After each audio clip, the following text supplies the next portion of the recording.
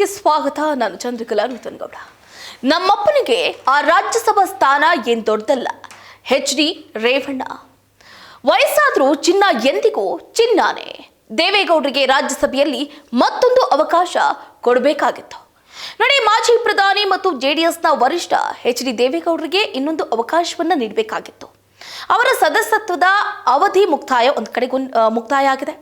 ರಾಜ್ಯಸಭಾ ಸ್ಥಾನದ ಬಗ್ಗೆ ಮಾತಾಡಿದಂತಹ ದೇವೇಗೌಡರು, ನಾನು ರಾಜ್ಯಸಭಾ ಸ್ಥಾನವನ್ನ ಬಯಸಿರಲಿಲ್ಲ.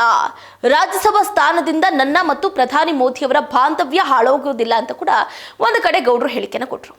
ನೋಡಿ, ಭಾರತದ ಮಾಜಿ ಪ್ರಧಾನಿಗಳಾಗಿದ್ದಂಥ HD ದೇವೇಗೌಡರಿಗೆ ರಾಜ್ಯಸಭೆಯಲ್ಲಿ ಸೇವೆ ಸಲ್ಲಿಸುವುದಕ್ಕೆ ಬಿಜೆಪಿ ಇನ್ನೊಂದು ಅಂತಿಮ ಅವಕಾಶವನ್ನ ನೀಡಬಹುದಾಗಿತ್ತು. ದೇವೇಗೌಡರು ಈ ವಯಸ್ಸಲ್ಲಿ ರಾಜ್ಯಸಭೆಗೆ ಹೋಗೋದಕ್ಕೆ ಬಯಸಿದ್ರೆ ಅದು ಅಧಿಕಾರ, ಹುದ್ದೆ ಅಥವಾ ವೈಯಕ್ತಿಕ ಲಾಭಕ್ಕಾಗಿ ಅಲ್ವೇ ಅಲ್ಲ. ತಮ್ಮ ದೀರ್ಘ ರಾಜಕೀಯ ಜೀವನದ ಉದ್ದಕ್ಕೂ ಅವರು ರೈತರ ಗ್ರಾಮೀಣ ಅಭಿವೃದ್ಧಿಯ ಹಾಗೆ ಕರ್ನಾಟಕದ ಹಿತಾಸಕ್ತಿಗಳ ಪರವಾಗಿ ವಿಶಿಷ್ಟ ಬದ್ಧತೆಯನ್ನು ತೋರಿಸಿದ್ದಾರೆ. ಖಂಡಿತವಾಗಿಯೂ ಸಾರ್ವಜನಿಕ ಜೀವನದಲ್ಲಿ ಕೊಡುಗೆ ನೀಡುವುದಕ್ಕೆ ಅರ್ಹತೆಯುಳ್ಳ ಅನೇಕ ಯುವ ನಾಯಕರು ಇದ್ದಾರೆ. ಆದರೆ ರಾಜಕೀಯವು ಕೇವಲ ಅಧಿಕಾರ ಅನುಭವಿಸೋದಕ್ಕೆ ಅಥವಾ ಬಹುಮಾನವಾಗಿ ಹುದ್ದೆಗಳನ್ನು ನೀಡುವ ವೇದಿಕೆ ಆಗಬಾರದು. ಸಮಾಜಕ್ಕೆ ಅರ್ಥಪೂರ್ಣ ಕೊಡುಗೆಯನ್ನ ನೀಡಬಲ್ಲವರನ್ನ ಹಾಗೆ ಶಾಶ್ವತ ಪರಂಪರೆಯನ್ನ ಬಿಟ್ಟು ಹೋಗುವವರನ್ನ ಗೌರವಿಸುವ ವ್ಯವಸ್ಥೆ ಆಗಿರಬೇಕು. ನೋಡಿ, ಮಾಜಿ ಪ್ರಧಾನಿ ದೇವೇಗೌಡರ ಸಾರ್ವಜನಿಕ ಜೀವನ ಹೇಗಿತ್ತು ಅಂತ ಒಮ್ಮೆ ನೋಡಬೇಕಾಗುತ್ತೆ. ದೇವೇಗೌಡರು ದಶಕಗಳ ಕಾಲದ ತಮ್ಮ ಸಾರ್ವಜನಿಕ ಜೀವನದ ಮೂಲಕ ಅಂತಹ ಪರಂಪರೆಯನ್ನ ನಿರ್ಮಾಣ ಮಾಡಿದ್ದಾರೆ. ಈ ಮುಪ್ಪಿನ ವಯಸ್ಸಿನಲ್ಲೂ ಕೂಡ ಅವರ ಅನುಭವ, ಜ್ಞಾನ ಮತ್ತು ಜನಸಾಮಾನ್ಯರ ಸಮಸ್ಯೆಗಳ ಕುರಿತ ಆಳವಾದ ತಿಳುವಳಿಕೆ ರಾಜ್ಯಸಭೆಯ ಮೂಲಕ ಕರ್ನಾಟಕ ಹಾಗೆ ದೇಶಕ್ಕೆ ಉಪಯೋಗ ಆಗಬಹುದಾಗಿತ್ತು. ನೇರವಾಗಿ ಜನರಿಂದ ಆಯ್ಕೆಯಾಗುವ ಸಂಸದರಿಗೆ ವಯಸ್ಸು ಮತ್ತು ದೈಹಿಕ ಸಾಮರ್ಥ್ಯ ಪ್ರಮುಖ ಅಂಶಗಳಾಗಬಹುದು. ಯಾಕಂತಂದ್ರೆ ಅವರು ಚುನಾವಣೆಯಲ್ಲಿ ಸ್ಪರ್ಧೆ ಮಾಡಿ, ವ್ಯಾಪಕವಾಗಿ ಪ್ರವಾಸ ಮಾಡಿ ಲಕ್ಷಾಂತರ ಮತದಾರರಿಗೆ ಸೇವೆಯನ್ನ ಸಲ್ಲಿಸಬೇಕಾಗುತ್ತೆ. ಇನ್ನು ವಿಭಿನ್ನ ಉದ್ದೇಶವನ್ನು ಕೂಡ ಹೊಂದಿರುವಂತಹ ರಾಜ್ಯಸಭೆ, ಆದರೆ ರಾಜ್ಯಸಭೆಯ ಉದ್ದೇಶ ವಿಭಿನ್ನವಾಗಿದೆ. ಅದು ಅನುಭವಿ ರಾಜಕಾರಣಿಗಳು ಮತ್ತು ಹಿರಿಯ ಮುತ್ಸದ್ದಿಗಳಿಗೆ ತಮ್ಮ ಜ್ಞಾನ, ಅನುಭವ ಹಾಗೆ ಮಾರ್ಗದರ್ಶನವನ್ನ ರಾಷ್ಟ್ರೀಯ ನೀತಿ ರೂಪಿಸುವಿಕೆಗೆ ನೀಡುವಂತಹ ಅವಕಾಶವನ್ನು ಒದಗಿಸುತ್ತೆ. ಸಾಮಾನ್ಯ ಜನರು ಮತ್ತು ರೈತರ ಸಮಸ್ಯೆಗಳೊಂದಿಗೆ ಇನ್ನು ನಿಕಟ ಸಂಪರ್ಕ ಹೊಂದಿರುವಂತಹ ದೇವೇಗೌಡರು ಅಂತಹ ದೂರದೃಷ್ಟಿಯ ನಾಯಕನ ಧ್ವನಿಯಿಂದ ಕರ್ನಾಟಕಕ್ಕೆ ಇನ್ನೂ ಕೂಡ ಪ್ರಯೋಜನ ಆಗಬಹುದು.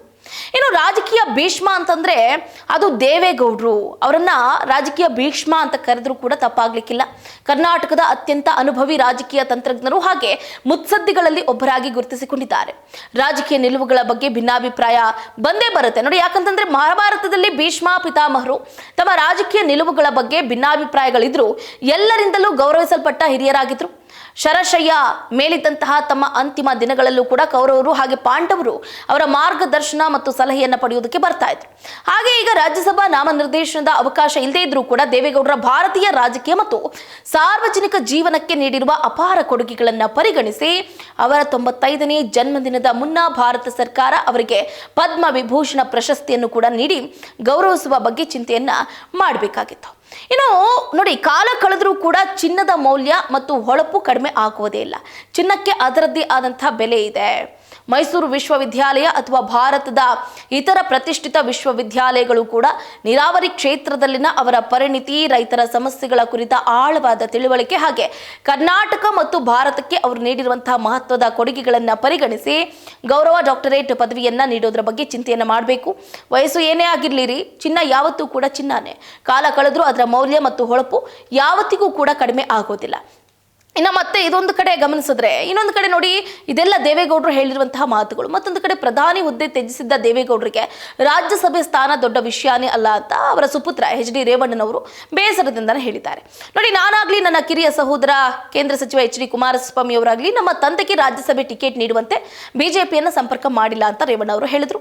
1997ರಲ್ಲೇ ಪ್ರಧಾನಮಂತ್ರಿ ಹುದ್ದೆಯನ್ನ ತ್ಯಜಿಸಿದ್ದಂತಹ JDSನ ವರಿಷ್ಠ HD ದೇವೇಗೌಡರಿಗೆ ರಾಜ್ಯಸಭೆ ಸ್ಥಾನ ಯಾವ ದೊಡ್ಡ ವಿಷಯ ಅಲ್ಲ ಅಂತ ಕೂಡ ಹೊಳೆನರಸೀಪುರದ ಶಾಸಕ ಹಾಗೆ ಮಾಜಿ ಸಚಿವರಾಗಿದ್ದ HD ರೇವಣ್ಣನವರು ಹೇಳಿದ್ದಾರೆ. ಇನ್ನು ಮುಂದುವರೆದು ಮಾತಾಡೋದು, ದೇವೇಗೌಡರು ರಾಜ್ಯಸಭೆ ಸದಸ್ಯತ್ವವನ್ನು ಬಯಸಿರಲಿಲ್ಲ. ಅದನ್ನ ಸ್ಪಷ್ಟವಾಗಿ ಹೇಳ್ತೀನಿ. ನಾನಾಗ್ಲಿ ನನ್ನ ತಮ್ಮ HD ಕುಮಾರಸ್ವಾಮಿ ಅವರಾಗ್ಲಿ ನಮ್ಮ ತಂದೆಗೆ ರಾಜ್ಯಸಭೆ ಟಿಕೆಟ್ ಕೊಡಿ ಅಂತ ನಾವು ಯಾವತ್ತೂ ಕೂಡ ಬಿಜೆಪಿಯನ್ನು ಸಂಪರ್ಕ ಮಾಡಿಲ್ಲ, ಮಾಡೋದು ಇಲ್ಲ. ದೇವೇಗೌಡರಿಗೆ ರಾಜ್ಯಸಭೆ ಸದಸ್ಯತ್ವ ಮುಖ್ಯ ಅಲ್ಲ. ಪ್ರಧಾನಮಂತ್ರಿ ನರೇಂದ್ರ ಮೋದಿ ಅವರ ಕೈ ಬಲಪಡಿಸೋದೇ ಮುಖ್ಯ. ಕಾಂಗ್ರೆಸ್ನ ನಾಯಕರು ಅಗತ್ಯವಾಗಿ ಈ ವಿಷಯವನ್ನ ಚರ್ಚಿಸ್ತಾ ಇದ್ದಾರೆ ಅಂತ ಹೇಳಿಕೆಯನ್ನು ಕೊಟ್ಟರು. ಇನ್ನು ರಾಜ್ಯಸಭೆ ವಿಚಾರದ ಬಗ್ಗೆ ಮಾಧ್ಯಮಗಳಲ್ಲಿ ಸಾಕಷ್ಟು ಚರ್ಚೆ ಆಗ್ತಾ ಇದೆ. ಬಿಜೆಪಿ ರಾಜ್ಯಾಧ್ಯಕ್ಷ ಬಿ.ವೈ. ವಿಜೇಂದ್ರ ಅವರು ಕೂಡ ಒಮ್ಮೆ ದೇವೇಗೌಡರ ಹೆಸರನ್ನ ಪಟ್ಟಿಯಲ್ಲಿದೆ ಅಂತ ಕೂಡ ಹೇಳಿದ್ರು. ನಂತರ ಇಲ್ಲ ಅಂತ ಸ್ಪಷ್ಟಪಡಿಸಿದ್ರು. ಆದ್ರೆ ನಮ್ಮಲ್ಲಿ ಯಾವುದೇ ರೀತಿಯಾದಂತಹ ಗೊಂದಲ ಇರಲಿಲ್ಲ ಅಂತ ಕೂಡ ಹೇಳಿದ್ರು. ಅಷ್ಟೇ ಅಲ್ಲದೆ ಒಕ್ಕಲಿಗ ಮತ ಬ್ಯಾಂಕ್ ನೋಡಿ, ಒಕ್ಕಲಿಗ ಮತ ಬ್ಯಾಂಕ್ ಕುರಿತು ಕೇಳಿದ ಪ್ರಶ್ನೆಗೆ ಉತ್ತರಿಸಿದ ರೇವಣ್ಣ, ಡಿ.ಕೆ. ಶಿವಕುಮಾರ್ ಅವರು ಮುಖ್ಯಮಂತ್ರಿ ಆಗಿರುವುದಕ್ಕೆ ಒಕ್ಕಲಿಗ ಮತ ಬ್ಯಾಂಕು ಯಾವುದೇ ಸಂಬಂಧ ಇಲ್ಲ. ಒಕ್ಕಲಿಗರ ಮತಗಳನ್ನ ಜೆಡಿಎಸ್ ನಿಂದ ಕಸಿದುಕೊಳ್ಳೋದಕ್ಕೆ ಸಾಧ್ಯನೇ ಇಲ್ಲ. ಎಸ್.ಎಂ. ಕೃಷ್ಣ ಅವರು ಮುಖ್ಯಮಂತ್ರಿ ಆಗಿದ್ದಾಗ ಒಕ್ಕಲಿಗರ ಮತಗಳು ಕಾಂಗ್ರೆಸ್ಗೆ ಹೋಗಿದ್ವಾ? ನಮ್ಮ ಪಕ್ಷಕ್ಕೆ ಈಗಲೂ ಕೂಡ ಬಲವಾದ ಒಕ್ಕಲಿಗ ಮತ ಬ್ಯಾಂಕ್ ಇದೆ. ನಮ್ಮ ಸಮುದಾಯದ ಒಬ್ಬರು ಮುಖ್ಯಮಂತ್ರಿ ಆಗಿರುವುದು ನಮಗೆ ಸಂತೋಷದ ವಿಷಯ ಅಂತ ಕೂಡ ಹೇಳಿದರು. ಇನ್ನು ಇದೇ ವೇಳೆ ಚಾಮುಂಡೇಶ್ವರಿ ಕ್ಷೇತ್ರದ ಶಾಸಕ ಜಿ.ಟಿ. ದೇವೇಗೌಡ ಅವರು ಕೂಡ ಜೆಡಿಎಸ್ ತೊರೆಯೋದಿಲ್ಲ ಅಂತ ಕೂಡ ರೇವಣ್ಣ ಸ್ಪಷ್ಟನೆಯನ್ನು ಕೊಟ್ಟರು. 2028ರ ಚುನಾವಣೆಯಲ್ಲಿ ಅವರು ಜೆಡಿಎಸ್ ಅಭ್ಯರ್ಥಿಯಾಗಿ ಸ್ಪರ್ಧೆಯನ್ನು ಮಾಡ್ತಾರೆ. ಕುಮಾರಸ್ವಾಮಿ, ನಾನು ಜಿ.ಟಿ. ದೇವೇಗೌಡ ಹಾಗೆ ಮಾಜಿ ಸಚಿವ ಎಸ್.ಆರ್. ಮಹೇಶ್ ಒಟ್ಟಿಗೆ ಚರ್ಚೆ ನಡೆಸಿದ್ದೀವಿ. ಹೀಗಾಗಿ ಅವರು ನಮ್ಮನ್ನ ಬಿಟ್ಟು ಹೋಗೋದಿಲ್ಲ, ಸಮಸ್ಯೆಗಳು ಬಗೆಹರಿಯುತ್ತೆ ಅಂತ ಎಚ್.ಡಿ. ರೇವಣ್ಣ ಅವರು ಕೂಡ ಹೇಳಿಕೆಯನ್ನು ಕೊಟ್ಟಿದ್ದಾರೆ. ಒಟ್ಟಾರೆಯಾಗಿ ವಯಸ್ಸಾದರೂ ಕೂಡ ಚಿನ್ನಾನೇ, ಅದರ ಬೆಲೆ ಯಾವತ್ತೂ ಕೂಡ ಕುಗ್ಗೋದಿಲ್ಲ. ಅದಕ್ಕಿರುವಂತಹ ಆಕಾರ ಅಥವಾ ರೂಪ ಯಾರು ಕೂಡ ಕಸಿದುಕೊಳ್ಳೋದಕ್ಕೆ ಆಗೋದಿಲ್ಲ. ದೇವೇಗೌಡರು ಕೂಡ ಹಾಗೇನೆ ಚಿನ್ನದಂತಹ ವ್ಯಕ್ತಿ, ಅವರಿಗಿರುವಂತಹ ಬೆಲೆ ಯಾವತ್ತೂ ಕೂಡ ಕಡಿಮೆ ಆಗೋದಿಲ್ಲ ಅನ್ನುವಂತಹ ಹೇಳಿಕೆಯನ್ನು ಕೊಡೋದ್ರ ಮುಖಾಂತರ ತಂದೆಯನ್ನ ಶ್ಲಾಘನೆ ಮಾಡಿದ್ದಾರೆ ಎಚ್.ಡಿ. ರೇವಣ್ಣನವರು. ಇದಾಗಿತ್ತು ಇವರಿಗಿನ ಅಪ್ಡೇಟ್. ನೋಡ್ತಾ ಇರಿ ಸ್ಪೀಡ್ ನ್ಯೂಸ್, ಸುದ್ದಿ ನಿಮ್ಮದು, ವೇಗ ನಮ್ಮದು.